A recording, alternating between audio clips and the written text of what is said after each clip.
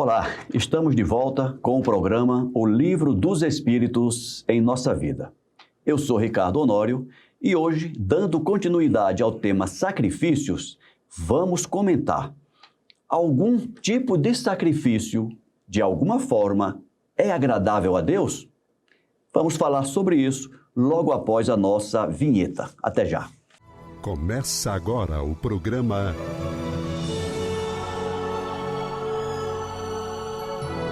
O Livro dos Espíritos em Nossa Vida. Almeida, seja bem-vindo para mais um programa. Obrigado, Ricardo. Obrigado a cada um de vocês que nos acompanham pelas mídias sociais da Comunhão Espírita de Brasília. Hoje um assunto muito interessante: sacrifício. Exatamente, Almeida. Nós começamos na semana passada esse tema, sacrifícios, vamos dar continuidade hoje. E na questão 670, o Kardec fez exatamente essa pergunta. O Kardec perguntou se os sacrifícios humanos feitos com uma intenção piedosa, se eles foram alguma vez agradáveis a Deus. Ou seja, uma coisa é eu fazer um sacrifício com raiva, visando o mal de alguém. Outra coisa é eu fazer o mesmo sacrifício com uma intenção boa, piedosa. Esse sacrifício, em função desse sentimento, em algum momento, foi agradável a Deus, esse tipo de sacrifício? Gente, essa questão, o português às vezes, e olha que nós estamos falando, a língua portuguesa, ela é extremamente rica. Mas por vezes, por melhor que seja o escritor, algum conteúdo às vezes fica mal compreendido. Por isso que é bom a gente sentar, conversar, né? Vejam só, aqui está escrito, os sacrifícios humanos. Será que aqui o Kardec estava querendo dizer os sacrifícios que os homens fazem? Não. O sacrifício de seres humanos. Sacrifício de seres humanos. Ou seja, pegar um ser humano e sacrificá-lo em função de uma intenção piedosa. Para quem gosta de cinema, Fúria de Titãs, lembra? O sacrifício de Andrômeda. Acorrentada em favor de um deus lá dos mares. É disso que nós estamos falando. E aí, quando a gente coloca, nós estamos falando de sacrifício humano, de pegar um ser humano e sacrificar, matar ele em função de aplacar a fúria dos deuses, né? Olha, nós estamos aqui, há uma praga que está acontecendo, que vai matar metade da cidade, vamos sacrificar uma virgem para que essa praga pare de atacar. É uma intenção piedosa. Né? Não, vamos salvar metade da cidade. É disso que está sendo perguntado. E aí a pergunta tem que ser respondida de uma maneira muito assertiva, muito direta. Indubitável. Sem discussão. Jamais. Né? O sacrifício humano não é aceitável. Ponto. Acabou. O sacrifício que agrada, e aí nós vamos nos socorrer no texto evangélico, né, já no Evangelho segundo o Espiritismo, o que Deus quer que nós sacrifiquemos são os nossos vícios, é o nosso egoísmo, é a nossa vaidade, é a nossa soberba, né? São aqueles hábitos que nos prendem à animalidade. Os prazeres decorrentes desses vícios. Os atos, os hábitos, os vícios que nós buscamos, né, em função dessas más tendências. Esse é o sacrifício que o Pai Eterno quer. Mas é uma parte de mim tão forte. Sacrifica. Ou para usar outra imagem, também aí já do Evangelho, mesmo Evangelho católico, digamos assim, vamos sacrificar o homem velho. Para que o homem novo, o homem transformado, o homem cristianizado possa viver. Esse é o sacrifício que se quer. E é interessante, Almeida, que o próprio Cristo, ele falou disso, não diretamente, dessa forma dessa necessidade de sacrificarmos-nos, quando ele diz, se o teu olho for motivo de escândalo, arranca-o e joga fora. Arranca-o e joga Ou fora. seja, essa fala do Cristo é uma metáfora fortíssima para dizer, mesmo que doa em você, mas se for... E vai doer. E vai doer. E vai doer. Mas se for identificado como algo reprovável, tem que ser extirpado de você. Então, quando você falou agora há pouco da pessoa que diz, mas é uma parte forte de mim, sim, é uma parte que está contigo há milênios, encarnações a fio, e que vem te atrapalhando a caminhada e que chega o momento em que você precisa se livrar dessa parte que é sua. Né? E lembrando, né, Almeida, que quando você falou... Daquilo que é teu. Aquilo que é teu, mas te atrapalha. Que você construiu e alimentou durante muito tempo. Uhum. E quando você diz assim, é uma parte minha, não estamos falando necessariamente, igual a metáfora de Jesus, de uma parte física, mas é uma parte da tua personalidade. É do teu ser. Do teu ser, é a tua essência. Uma parte da tua essência. Exatamente. Ou para usar uma imagem artística. Você é um bloco de mármore. Ali dentro tem um anjo, um arcanjo, lindo, maravilhoso e perfeito. Arranca tudo que não é arcanjo. Quebra o mármore. Cinzela-o. Mesmo que ele seja lindo, belíssimo. Aquele bloco. Mas você precisa fazer despertar o anjo que está dentro daquele bloco. Deixa brilhar a tua luz. E a gente poderia falar muito sobre isso, Almeida. Poderia. Mas então vou voltar para a pergunta. Antes de voltar para a pergunta, vamos explorar um pouquinho mais. Então vamos explorar. Sempre naquela ideia que muitas vezes a gente fala por metáfora, a gente fala de maneira genérica e nem sempre as pessoas conseguem se identificar naquilo que a gente está comentando. Mas eu estou lembrando aqui, por exemplo, para não sair, para não ir longe, dentro do nosso movimento espírita, aquelas pessoas que se aferram aos seus cargos, aquela pessoa que se aferram às posições que assumiram em função da tarefa e que se apegam a isso como coisas minhas. Como sendo parte deles. Como sendo parte deles. Não é nem minha, isso. A pessoa não percebe que aquilo deixa de ser uma relação de propriedade para ser uma relação de essencialidade. Passa a fazer parte do... A pessoa vive como se aquilo fizesse parte dele. Quem já não ouviu a expressão o meu centro, o meu departamento, o meu grupo, o meu trabalho, né? É tudo meu. É essa coisa da posse. E isso está... Está, porque não é nosso. Está muito arraigado em nós. E a gente não percebe a dificuldade que tem de se livrar disso. Né? Por isso, nós conversávamos um dia desse, né? E estávamos falando, não, porque... E a gente se corrigiu ao mesmo tempo, quando ele falou, não, porque no nosso programa... Opa, peraí. O programa não é nosso. Falei, o programa não é nosso. Né? Nós estamos aqui, primeiramente, agradecendo a Deus, a espiritualidade e ao presidente da comunhão que nos dá a oportunidade de fazer esse trabalho. E ao conselho diretor que concorda com ele. E ao conselho diretor que aprova. Mas, em algum momento, nós estamos preparados para o conselho diretor, o presidente, dizer, meninos, vocês Muito não obrigado. Estão atendendo. Tchau. Né? Vocês não estão atendendo, não estão atingindo objetivos, nós vamos substituí-los. Ok. Né? Ouviu aí, Adilson? Fica tranquilo. Não tem problema. Problema nenhum, a amizade continua a mesma. Mas tem que ser assim. Tem que ser. A gente não tem que se apegar a isso. Né? Uhum. Por isso que uma vez um colega disse assim, nossa, que bom, a comunhão está dando a vocês a oportunidade de ficarem famosos.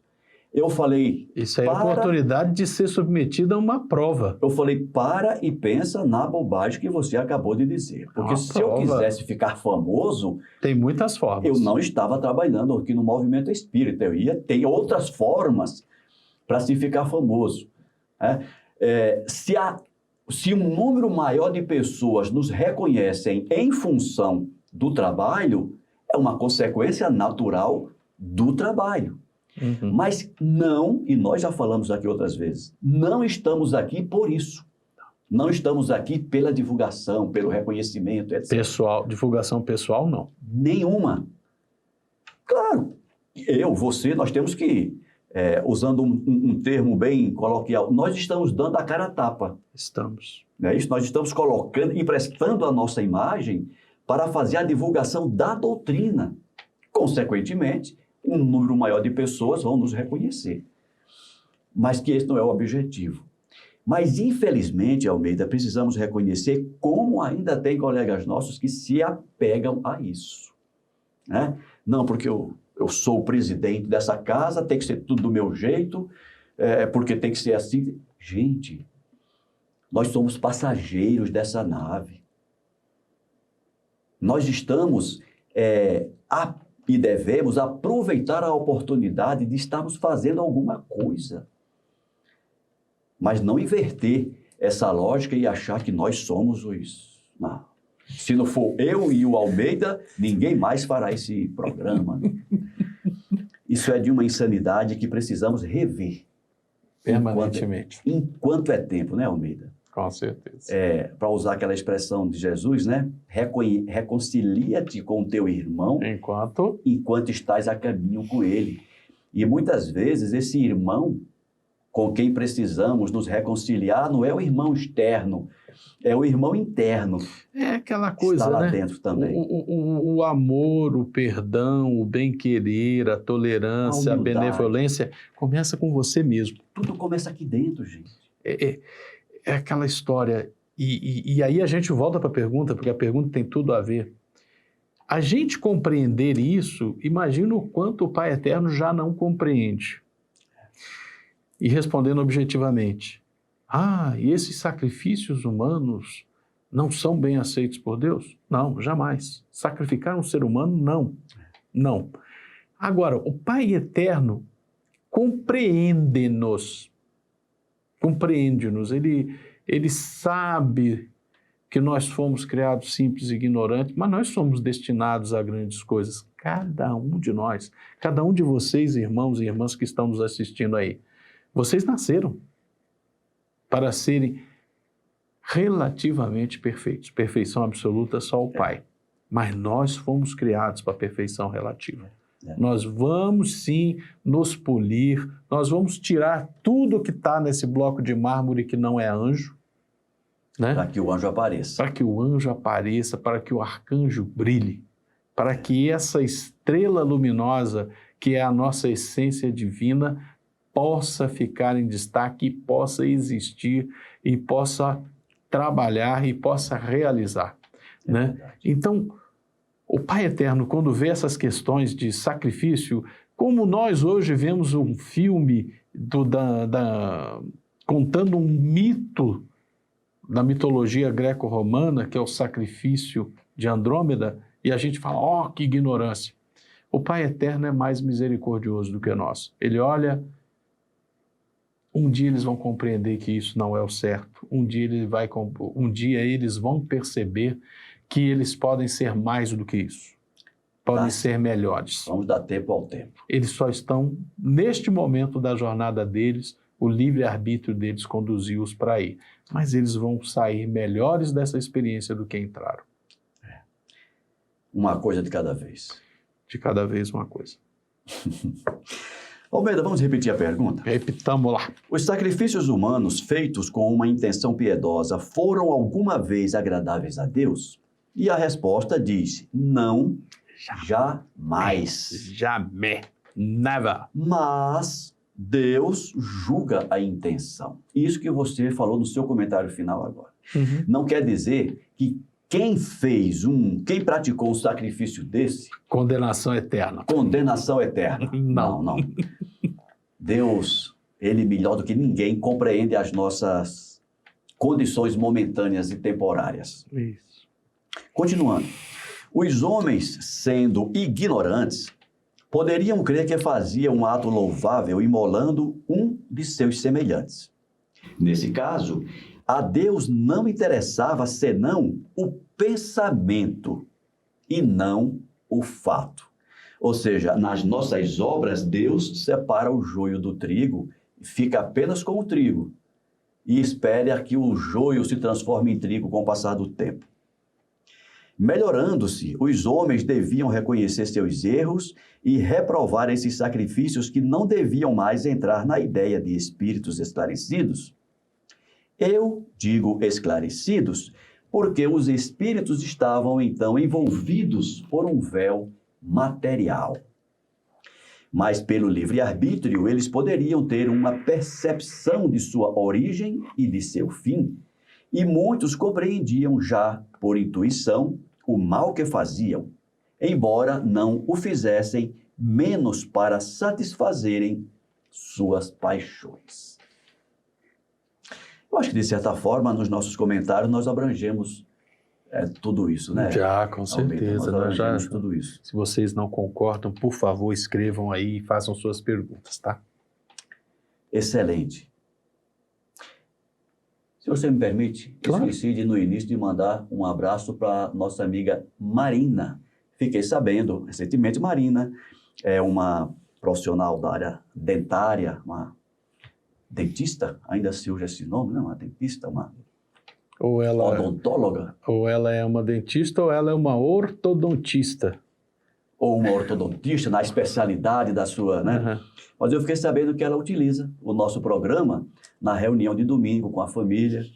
Ela utiliza o programa O Livro dos Espíritos em nossa Abraço, vida. Marina. Ela mora onde? Aqui em Brasília mesmo. Ah, em Brasília. Mora aqui em Abraço. Brasília. Grande abraço, Marina. Questão 671. Oi, essa é boa, viu? Que devemos pensar das guerras santas? O sentimento que leva os povos fanáticos a exterminarem o mais possível para serem agradáveis a Deus, aqueles que não compartilham de suas crenças, parecia ter a mesma origem que aquele que os excitava outrora ao sacrifício dos seus semelhantes? Olha que pergunta interessante, Almeida. Não, isso é muito boa. Uma coisa é você pegar alguém, como você comentou, né? Escolher uma virgem lá da tribo e sacrificá-la, matá-la e oferecer aquele sacrifício a Deus. Outra coisa é você montar um exército e partir para a luta contra outros seres humanos, eliminando-os, matando-os, em nome de Deus também. Jesus amado. E aí? Olha,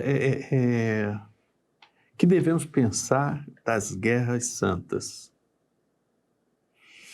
Fruto da nossa ignorância, fruto da nossa estupidez, né?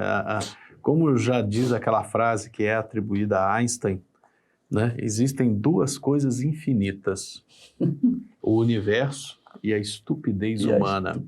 Mas eu tenho algumas dúvidas da primeira.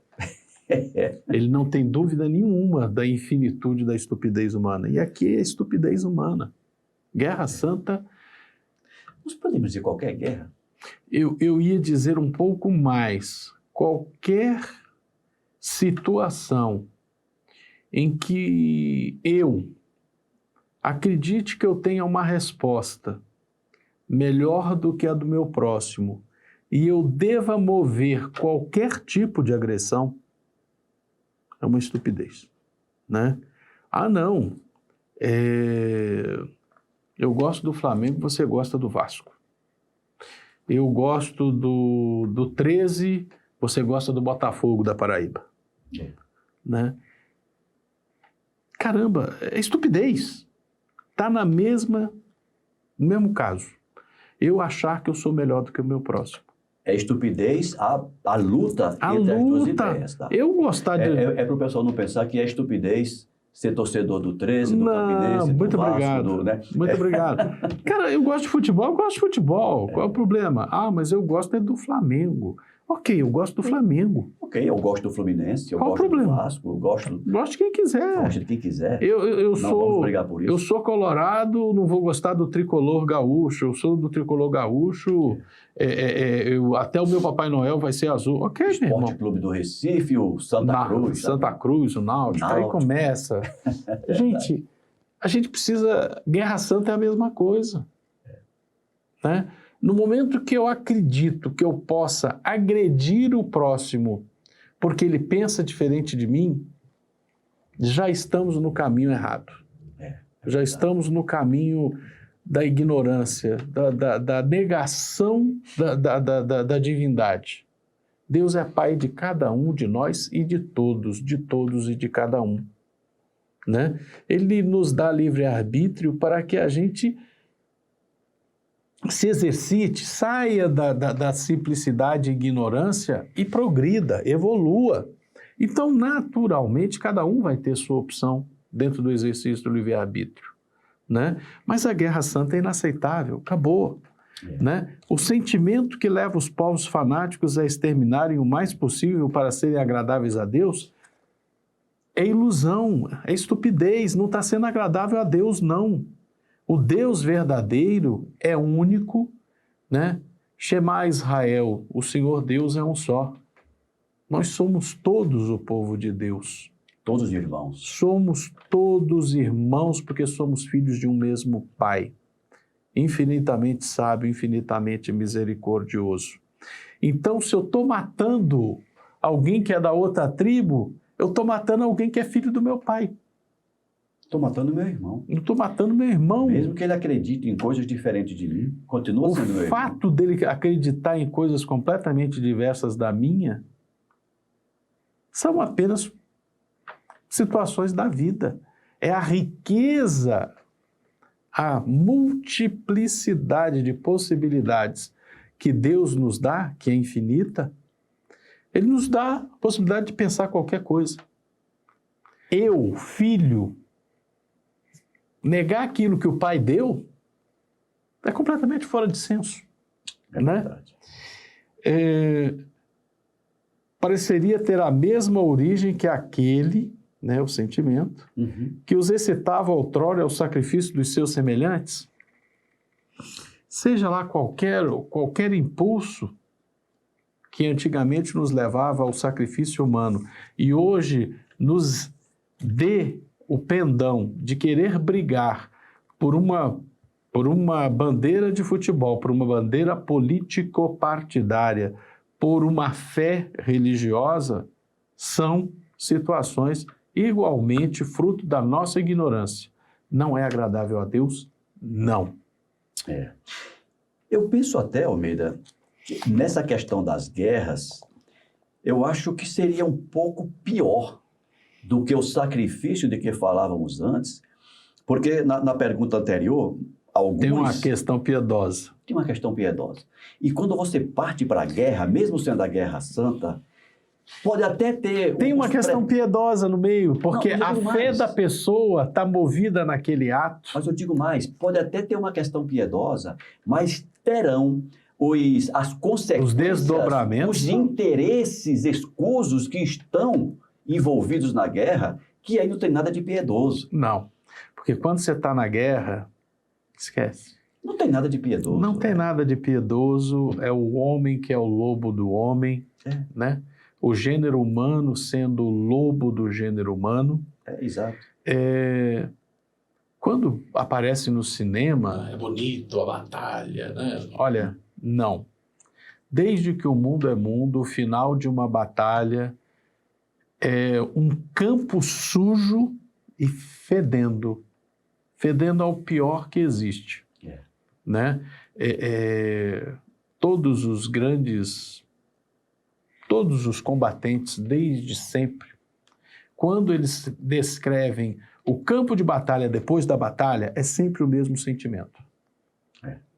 Porque o cheiro de carne queimada, sangue e tripas abertas é uma combinação terrível. E ainda tem o cheiro da pólvora queimada. Porque a pólvora não é todos os campos de batalha, né?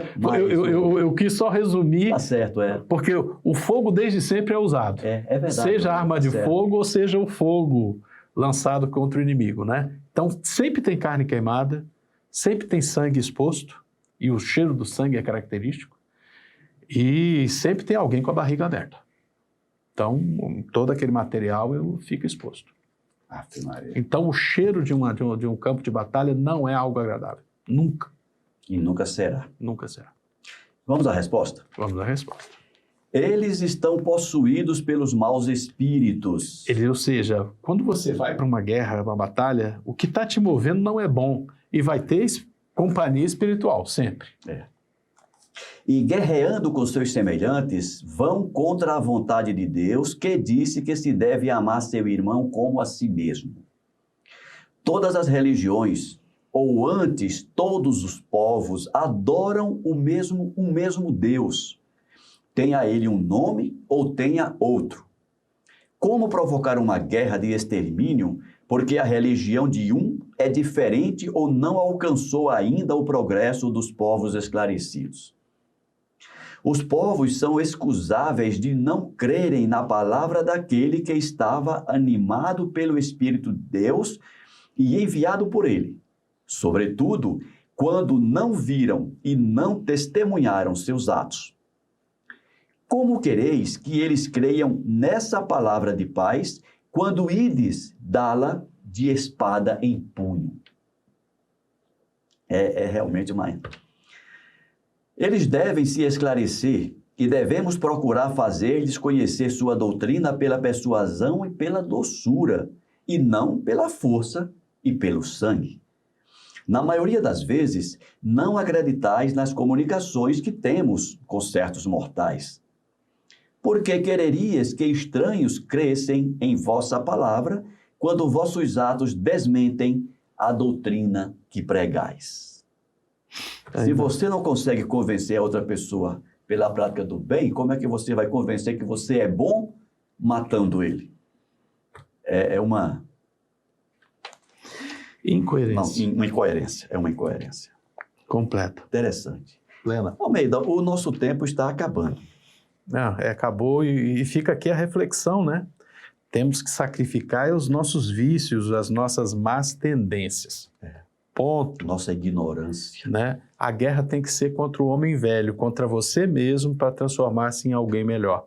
Não vai guerrear o próximo. Ao próximo se ama. Por mais... Mesmo que ele consiga ser mais ignorante do que a gente. Não Mas pode. quando você parte para a guerra e se inverte, você está demonstrando toda a sua ignorância. Sim. É isso? Almeida, muito obrigado mais uma vez pela presença. Agradeço. Até a próxima semana. Até a próxima semana. Abração, gente. Fiquem com Deus. Gente, muito obrigado pela companhia. Um forte abraço a todos. Deixem o like, o seu comentário e divulguem este programa, outros programas da Comunhão Espírita para os seus amigos, seus familiares. Divulgue nas suas redes sociais. Permita, dê a oportunidade a que outras pessoas também tenham a oportunidade de conhecer a doutrina espírita, como eu, o Almeida e você já conhecemos. Forte abraço e até a próxima semana.